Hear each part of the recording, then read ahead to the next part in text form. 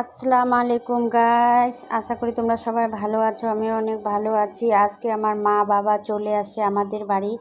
মা বাবা মেডিকেল আসছিল, আমার শাশুড়ি মেডিকেল গেছিলো, ওদেরকে দেখা হয়ে গেছে বলে বাড়ি নিয়ে চলে আসছে। মা বাবা আসতে চায়নি, জবরদস্তি করে নিয়ে আসছে। মা বলছে আগে থেকে আমাকে কেন বলোনি, আমি ওরকম জানলে ভালো করে আসতাম। বাবার জন্য মার জন্য মাংস বানাচ্ছি, ডাল ভাজা এগুলো হবে। মাংস বসাই দিয়েছি কড়াইয়ের মধ্যে। বোনের চলে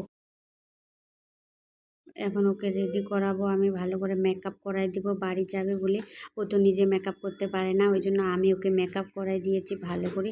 তাহলে না ও বাড়ি যায়, সবাই ওকে দেখে বলবে না তুই ভালো হয়েছিস, তো দিদি বাড়ি যায়। ওই জন্য ওকে রেডি করাই দিয়েছি আমি। ওরা বাড়ি যাচ্ছে, একটু রাস্তাতে ছাড়তে যাচ্ছি আমরা সবাই।